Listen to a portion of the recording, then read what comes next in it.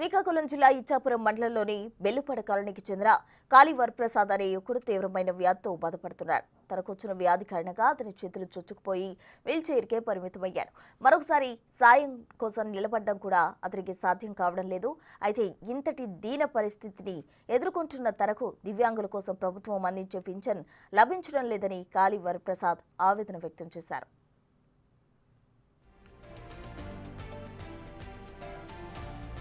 Pension కోసమని వెళ్తే అధికారులు వ్యాధి నిర్ధారణ లేకుండా పింఛను మంజూరు చేయడం సాధ్యం కాదన్నారు.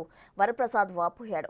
ప్రభుత్వం తమ సమస్య గుర్తించి తక్షణం పింఛను మంజూరు చేయాలని బాధితుడు తల్లి వేడుకున్నారు. తమ కుమారుడి జీవితం ఆసరా కోసం ఎదురు చూస్తోందని, ప్రభుత్వం మానవతా దృక్పథంతో స్పందించి తమ కుటుంబానికి ఆసరాగా నిలవాలని వేడుకున్నారామె. నేను మొదట అంగన్వాడీగా చేసేదాన్ని.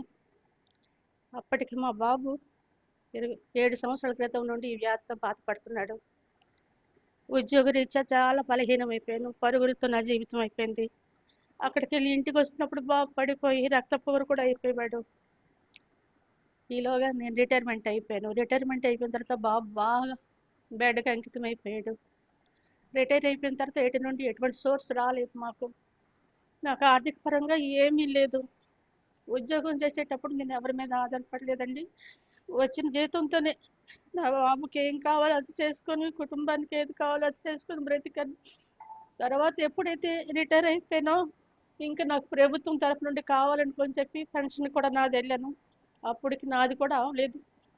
ఈలోగా బాబు పూర్తిగా అయిపోయాడు. ఇలాగా వీడికి పోషించడానికి, వాడికి శుభ్రం చేయడానికి కూడా కావడానికి నాకు సహాయం కావాలి. వాడికి అగ్గిలు కావాలి, అన్నీ కావాలి. ఎటువైపు నుండి ఏమీ లేదు. అప్పులైపోతున్నాను. ప్రభుత్వం వారి సహాయం ఏదైనా ఇప్పిస్తే సంతోషంగా స్వీకరించడానికి ఎదురు చూస్తున్నానండి. బాబు మాట పడిపోయి కూడా ఇప్పుడు సంవత్సరం అయిపోయింది. 5 సంవత్సరాల నుండి వీడు ఇలాగే ఉన్నాడు. వీడికి ఎత్తి దించడానికి కూడా కావాల్సిన శక్తి నాకు చాలడం లేదు. వాడితో పాటు 1 గంట కూర్చుంటే ఒక పూట వాడికి అన్నం పెట్టగలను. రోజు రోజుకి వాడికి చూస్తుంటే నేను అసలు దుఃఖం భరించలేకపోతున్నాను.